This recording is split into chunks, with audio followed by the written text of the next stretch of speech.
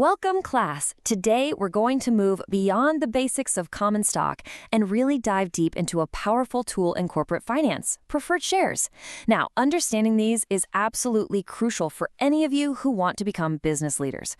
Why? Because this isn't just about accounting. It's about strategy, it's about negotiation, and it's about balancing what a company needs with what its investors demand. So let's start with our real-world dilemma. I want you to imagine for a moment that you are the CFO of a company that's on the verge of major growth.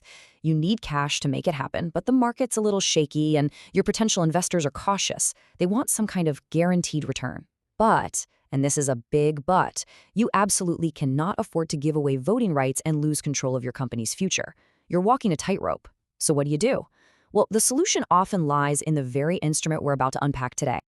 Here's our roadmap for today. First, we're going to decode what preferred shares actually are. Then, we'll get into a critical detail, the cumulative feature. After that, we'll walk through a business case study to see how this all works in practice.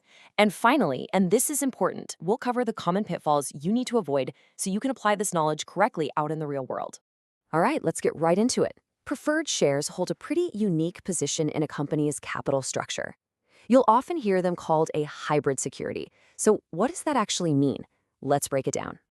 Okay, so at its very core, a preferred share is a type of equity. It represents ownership in a company, but it's a special class of ownership. The best way to think about it is as a blend, a hybrid, with features of both common stock, which is pure equity, and bonds, which are pure debt.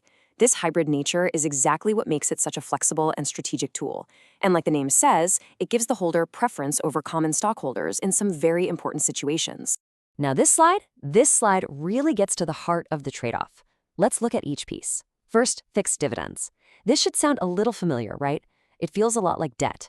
Just like a bond pays a fixed interest coupon, preferred shares usually pay a fixed dividend. This gives investors a predictable stream of income they can count on. Second, priority in liquidation. This is a huge safety net. If the company, God forbid, goes bankrupt and has to sell everything off, the preferred shareholders get their investment back before the common shareholders get to see a single penny. But what do investors have to give up for all this safety and predictability? Well, look at that last point. No voting rights. This is the prize for the company. The founders, the management, the common shareholders, they all keep control. It is a classic risk-reward trade-off. So we've got the basics down. But now we're going to add one single word that completely changes the game for both the investor and the company. That word is cumulative. And I promise you, understanding this little detail is what separates a novice from a true professional analyst. So what on earth does this mean in plain English? Well, imagine a company has a really tough year and just can't afford to pay its preferred dividend. If those shares are non-cumulative, well, that dividend is just gone forever. Poof. Tough luck for the investor. But if the shares are cumulative, that missed payment doesn't just disappear. It becomes a legal obligation, a debt, known as dividends in arrears. The company owes that money, and it absolutely must pay back all of those missed dividends before the common stockholders can ever hope to get a dividend again. It's an incredibly powerful contractual promise. And this table here illustrates the two sides of that coin perfectly. For the cumulative shareholder, a missed dividend is just a delay, not a total loss. It's a debt that's owed to them, which provides a massive amount of security. For the company, though, this can become a growing liability on the books, one that can really constrain future financial choices. On the flip side, non-cumulative shares give a company breathing room and flexibility during those tough years, but they carry way more risk for the investor, who could see their expected income vanish with absolutely no recourse. As a future manager, you have to know which one you're issuing. As an investor, you better know which one you're buying. You know, theory is one thing, but seeing it in action is everything. So let's take what we've learned and apply it to a case study. We'll see just how critical that cumulative feature is when it comes to real-world business decisions. Let's invent a company. We'll call it Innovate Corp. Now, like a lot of startups, Innovate Corp needed capital to get off the ground and grow.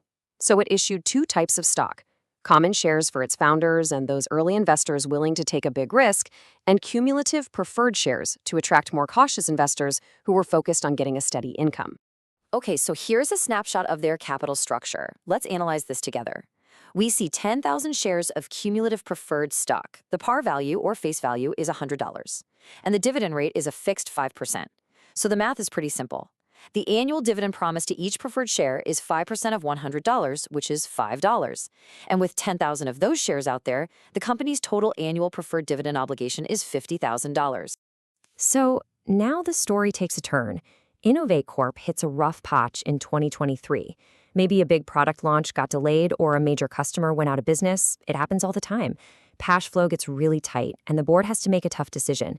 To conserve cash, they decide to suspend all dividend payments for the year. The common shareholders are obviously not thrilled, but what about the preferred shareholders? What happens to them? Right here is the absolute key. That missed $50,000 payment, it doesn't just vanish into thin air. Because these are cumulative preferred shares, that 50 grand is now officially recorded on the company's books as dividends in arrears. And please understand, this is not just some little footnote in a report. It is a real liability. It's a promise that has to be kept, and it's going to hang over every single financial decision that company makes from now on. And this quote right here is the punchline of the whole story. Let's say business roars back to life in 2024, and Innovate Corp wants to start paying dividends again. They can't just pay the 2024 dividend and pretend 2023 never happened. No way. First, they are legally obligated to pay that $50,000 in arrears from 2023. Then, they have to pay the scheduled $50,000 dividend for 2024. Only after a grand total of $100,000 has been paid out to preferred shareholders can the board of directors even begin to think about paying a dividend to the common stockholders. That is the incredible power of the cumulative clause. Okay, I need everyone to really pay attention here because this next part is critical. As a future manager, an analyst, an investor, avoiding these common mistakes is going to put you miles ahead of your peers. So let's break them down. Let's walk through these one by one because they're that important. First, a massive mistake is forgetting about liquidation priority. I see students value common stock all the time as if it's the first in line to get paid. It's not. Preferred shareholders are always first. Second, ignoring or miscalculating dividends in arrears. This isn't some rounding error. It's a real liability that directly reduces the value left over for common shareholders. If a company has years of unpaid cumulative dividends piled up, its common stock could be worth way, way less than you think. Which brings us to number 3, valuation.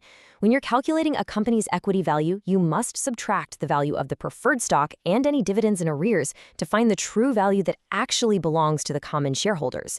And finally, a classic rookie mistake, analyzing a dividend policy without reading the fine print. You have to go into the notes of the financial statements and see if the preferred shares are cumulative. That one word changes absolutely everything. So, I'm going to leave you with this final thought to chew on.